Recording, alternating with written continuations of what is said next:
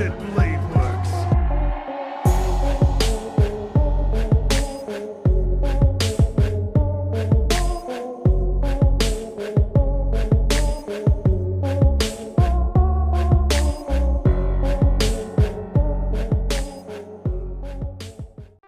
Hey, what is up, you guys? It's Silverfang, and today I'm back with another video. So today I'm gonna be reacting to Atalanta Explained. So a lot of you guys have been asking for this video. You guys wanted me to cover Atalanta, and honestly, she was one of the most focused servants in Fate Apocrypha. Like, they really went in on her story, but I know that there's a lot that they didn't mention, just because we have heard of her in previous videos, like the Achilles videos. There was some interaction between her and Achilles' father.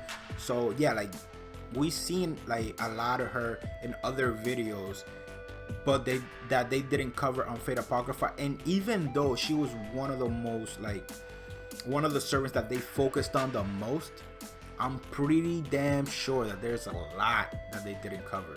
Because honestly, like, as we've seen thus far, like, archers, like, are really versatile. Like, they have like a whole bunch of abilities, all of them like pretty interesting. Like, they're like really well rounded. Like, to me, by far, is the most interesting class.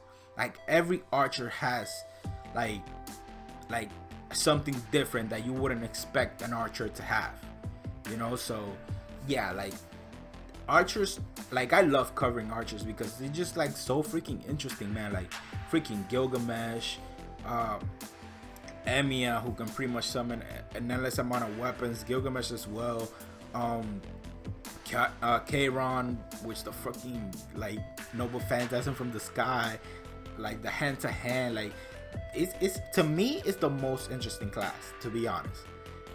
And I'm pretty sure Atalanta won't disappoint, because her abilities are pretty interesting. So I can't wait to get to that. But before we get started, fun fact for you guys: did you guys know that 82.9% of the people who watch my videos don't subscribe? Damn, guys, that's honestly, that's pretty depressing. And I would love to change that number, but I can't do it without your help. So please help me out. Subscribe to my channel, and if you like my content, you should subscribe. To be honest, I shouldn't have to tell you. And if in the future you feel like I'm not putting out decent enough content, you could just unsubscribe. But for now, like, if you like my content, if you like Fate, if you love to see me learn about Fate along you guys, please hit that subscribe button. I really appreciate it. Again, the next thing is, if you guys want to know how I'm doing in the Fate Grand Order mobile game, please check out my Instagram. I'm posting like a whole bunch of content on Fate Grand Order. Like, I'm posting ascensions, formations that I use, some missions. I'm posting a whole bunch of stuff. So if you guys want to know how I'm doing in the mobile game, please follow me on Instagram. And also feel free to message me if you want to talk about the game, if you want to talk about my videos. Feel free to message me. And I think that's pretty much it. Oh, one last thing also, that corner video that you guys have been asking for, I say this almost every video, is gonna drop as soon as I get 300 subs. So please hit the subscribe button. The video has already been recorded, so, and it was a pretty awesome video to watch. So please hit the subscribe button, help me get to 300 subs. I would really appreciate it. And that's pretty much it, guys. So I can't wait to see what Atalanta can do. So let's just go and jump right into the video. Here we are, the last female servant in the show. You guys asked for it, so here she is. Actually, because I combined Kieran and her together, I'm not quite sure which one would have had the majority vote. So I just took the liberty to assume that you would all be in favor of the cute green-haired girl with cat ears. So let me present to you the virgin huntress of Greek mythology, Atalanta, or as we know her from Fate Apocrypha, the Archer of Red. Since this is the first archer we're covering, you already know we gotta talk about the class in general before anything else. This probably has to be my favorite servant class. You know, since every archer in the Fate Stay Night universe happened to be pretty badass. Not to say the archers in Fate Apocrypha aren't good, but honestly, Gilgamesh and Emiya would probably shit all over them. Anyway, the archer is the third of the Knight classes, and known for being the heroic spirit of the bow. In order to be classified as an archer, the servant would have needed to possess a very powerful projectile-type weapon. Not necessarily a bow, but any weapon that can shoot, even a gun or a slingshot. We never seen Gilgamesh for example. Ever. He didn't have a bow, but since his Gate of Babylon literally shot any conceivable weapon out at the speed of light, then he was classified as an archer. Gotcha. Also, archers tend to have some of the strongest noble phantasms, since the heroic spirits that become archers usually originate from the Age of the Gods, a time where the world was shrouded in mystery for it had just begun, and the only known existence was that of supernatural phenomenon. And you know how much a legend can mold a servant's very being, meaning that the crazier the legend, the more OP the servant can become. Yep. So since these are legends from the very beginning of time where nothing was certain, anything can be said for these heroic spirits. Pretty much. As long as it's the most accepted legend, it'll be brought into form in the Holy Grail War. But what of our huntress Atalanta? The last time I checked, she wasn't related to any notable deities. Well, she was born as the daughter of the King of Arcadia, a region in Greece named after the hunter Arcas, who, if you know your Greek mythology, was the son of Zeus and Callisto. But her father, the king, wanted a son. And as you know from my previous episodes, any parent that doesn't want their children leaves them abandoned somewhere. Yep. This time it wasn't by the river, it was up in the mountains in the wilderness. In the historical legend, it's said that Atalanta was found by a she-bear who then fed and cared for her so that she could survive. She was later found by hunters who then raised her. But in the fate-altered version, it's said that Artemis, the goddess of the hunt and daughter of Zeus and Leto, felt pity on Atalanta, and provided her with divine protection by creating the she-bear who would suckle her until the group of hunters would take her in.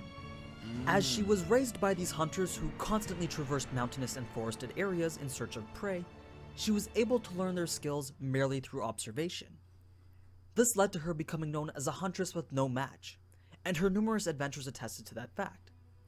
She also became a valued member of the group that you may know as Jason and the Argonauts, a band of heroes that stem from Greek mythology for their quests in search of the Golden Fleece. I never heard of those. As a those. member of I this never heard of group, them. she was able to meet the hero known as Meleager. He fell in love with Atalanta, but it was not returned since she had already thrown away such desires due to the fact of her being a devout follower of the virgin goddess Artemis. Gotcha. Also, during this time, they were in a city known as Caladon, in which it was customary to offer the first fruits of the harvest to the gods as a sign of respect. But the foolish king Oeneus, Meleager's father, did not include Artemis in the offerings. So you know how gods are when they aren't respected. They gotta put these silly humans in their place. So Artemis, being the goddess of the hunt, sends a wild boar known as the Caledonian boar to kill cattle and destroy crops, which honestly doesn't seem like that harsh of a punishment. But anyway, Meleager, his two uncles, and Atalanta set out to stop this boar after numerous heroes who had already attempted were killed in the battle. Atalanta was known for being the one to draw first blood in this hunt by shooting it with an arrow before anyone else could strike. But the one who would claim the kill was Meleager. Regardless, Meleager, being the gentleman he is, gave the reward of the boar's hide to Atalanta. However, the uncles were upset that they didn't get any prize and claimed that a woman was unworthy of it. Meleager just killed them right then and there for bad-mouthing his girl, which in turn resulted in him being killed by his mother, which then resulted in his mother being killed by another wild boar. Crazy stuff, I know. Now, this story of Atalanta's success in the boar hunt reached far and wide, even the heirs of her father that abandoned her. The king ended up seeking her out, and when finally reunited, tricked her into coming home by saying that she could stay a virgin if she returned. Wow. But that soon changed when many suitors began seeking permission for marriage. This, of course, meant breaking her vow to Artemis. At first, she wholeheartedly rejected the idea. But after much pestering from her father, she agreed to the marriage under one condition. They had to beat her in a foot race, and if they lost, death would be the result for them. Of course, this was an extremely difficult task to handle, especially because she was the fastest human amongst the Argonauts. Now, many men attempted, and just as many failed, but one in particular knew that he couldn't win. So instead, he made a deal with Aphrodite to allow him to win the race. Aphrodite gave this man 3 golden apples, which in Greek mythology are items that are coveted by gods and men alike.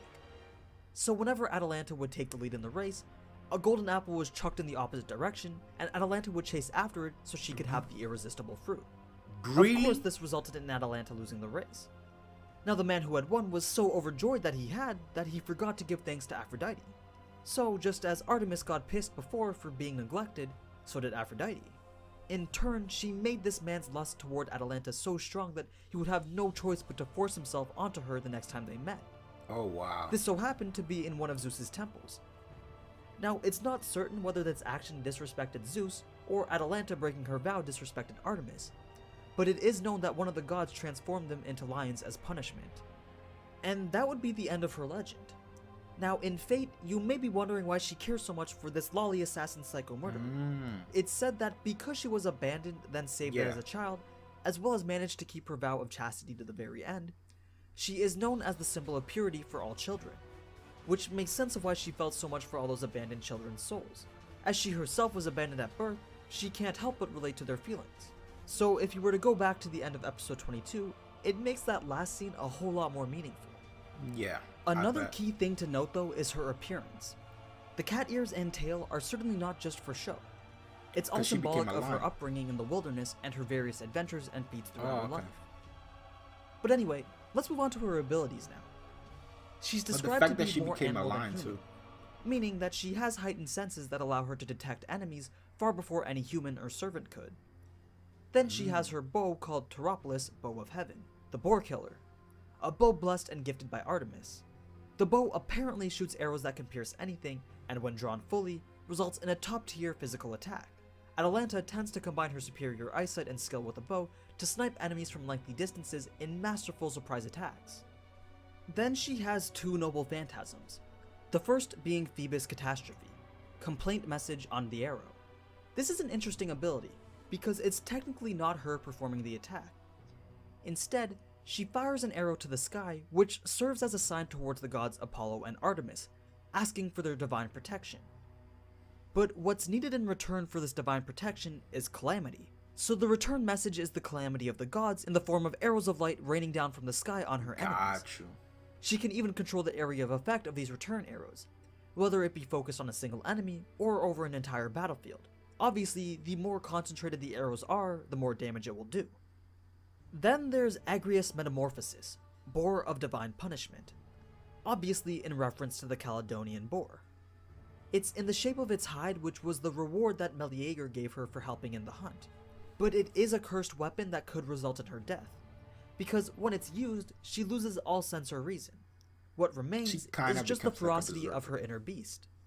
Essentially, this pelt, when worn, turns her into a berserker, giving her all the power of the boar that was summoned by Artemis, as well as the mad enhancement berserker skill. She also gains the ability to transform herself and bow to adapt to any environment. It's a cool noble phantasm, but really not too usable in a Holy Grail war if she's trying to win, since it'll most likely result in her self-destruction. And that's Atalanta. Hopefully everything makes sense now, cause Atalanta seems to have had her backstory skimmed over in this series. Fate Apocrypha is really one of those shows where unless you know the backgrounds of each of the servants, you're really not going to understand their motives or characteristics, since they're entirely based off of their legends. And that's what makes Fate Apocrypha so cool. The level of detail that's put into crafting these heroic spirits makes the show seem that much more refined once you understand their reason for doing certain things. The interactions between servants start to make a lot more sense when the gaps in who they are start getting filled in. Anyway, as always, thanks for watching, and don't forget to go vote in the community poll for which servant you want covered next. So until then, ciao. Alrighty. So, this was pretty damn interesting. It was a really interesting video. Like, Annie News, as always, putting a lot of detail into his videos. So that's why I like his videos so much. Like, the amount of detail that he puts into it is pretty awesome. And honestly, I feel like I'm like, after learning all of the Fate Apocrypha servants, I'm probably gonna watch the series again, just because I feel like with all this knowledge, I'll probably find like a new sense of appreciation for the actual series. So after I'm done covering like all the Fate Apocrypha servants, I'm probably gonna go back and watch it again. So yeah, like it's interesting that he mentioned that too, because like the thing about Apocrypha is like, for somebody who was just starting out with faith when I saw it, right? So for somebody who was just starting out, it seems like a kind of a like an incomplete series or season, right? Because a lot of the servants aren't covered fully. You end up with a lot of questions, and everything seems to be rushed. But again, if you have prior knowledge of all these servants, then you might find a new sense of appreciation. It was like, oh, that's why she did that, or that's why he did that. Okay, so yeah, I'm definitely gonna watch it again afterwards. I wouldn't say I disliked the series. I just felt like it needed a few more episodes, right? So yeah, I'm definitely gonna rewatch it after I'm done with all the Apocrypha servants. But yeah, that's pretty much it on Apocrypha. Atalanta, man, like as he said, the Archer class, to me as well, is the most interesting class. It is, like, Archers are freaking awesome. But Atalanta's life, man, it was pretty damn interesting. And again, she was one of the most focused, one of the servants that they focused on the most on Fate Apocrypha.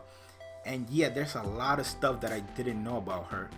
For example, I could have pretty much guessed that she was abandoned as a child, but the whole thing about getting raised by an animal, then taken in by hunters, then being part of this group that I've never heard before, but apparently they're supposed to be pretty damn famous, but again, I've never heard of them.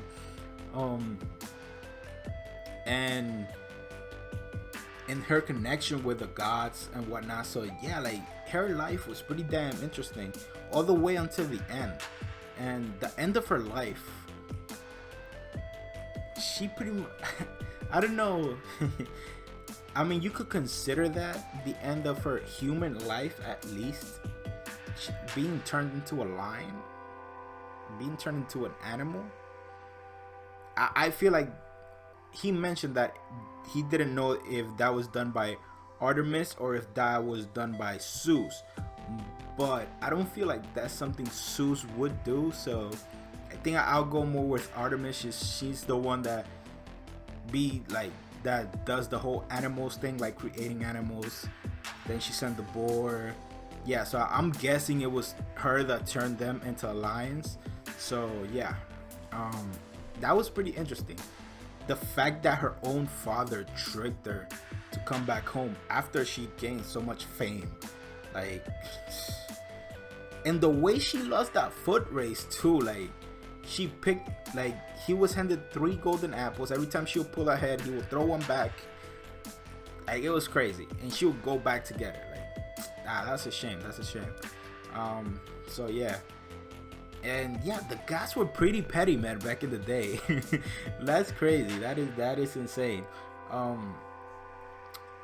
But let's talk about her abilities, though. Her abilities are pretty damn interesting. Just like most archers, she has, like, well, not like most archers, but some archers most archers have some sort of ability that enhances a certain sense. For example, Chiron had the eyesight. Emiya had the eye of the mind thing. Gilgamesh could see the future. Kind of like they always have like this sort of ability that enhances their senses or foresight. But Atalanta is it enhanced her actual senses, like her hearing, her eyesight, etc. So that's pretty, like, just like an animal, pretty much. And that really goes well with her story, because at the end she was turned into a lion, plus she was raised by animals and was raised in the woods. So that makes a lot of sense. Her noble phantasms are pretty OP. The volley of arrows, the protection from the gods, I think it's called. That's a pretty awesome attack. Plus, is the attack that killed Achilles. Mind you, though, Achilles' immortality was already off. So if it was, because I remember he fought Chiron, and then Chiron sniped his healed, and then that takes away his immortality. But like I feel like if he hadn't lost his immortality prior to that, then those arrows probably wouldn't have done anything to him. And then her other ability, the ability that she turns into a berserker, that's pretty crazy. That's pretty crazy because she gets that mad enhancement boost, which is a pretty crazy boost because like your strength, agility, everything gets a boost, everything. So the fact that she can do that while keeping her archer abilities, that's pretty damn interesting, and that makes her pretty damn powerful. She was able to take on Ruler before. She kind of it was a really weakened Achilles, so I wouldn't put her anywhere that top tier, but her abilities are definitely pretty interesting. As he said, like probably some, like a lot of the other archers that we've seen in the Fate series before can probably beat her, like Emiya, not even mentioning Gilgamesh. I think Chiron could probably take her, because I think Chiron has some sort of immortality as well, if I'm not mistaken. Yeah, so she's not like the best archer, but the fact that she can get that mad enhancement, meaning that she could kinda switch classes, but just because she gets like that mad enhancement ability and her attitude changes like into her berserker, but she kinda still keeps her abilities as an archer, meaning her noble phantasm, the enhanced senses, which are, I'm assuming, boosted. Like those senses are boosted by that mad enhancement, but he mentioned like that should only be used as a last resort, just because it doesn't allow her to think all that clearly after she activates it. But it's still a pretty interesting ability and something to use like if you're like last two servants in the Great War, like if you're like top two, then that's definitely an ability you might consider using if you're losing. So it's not that bad. I wouldn't put Atalanta anywhere near that top tier.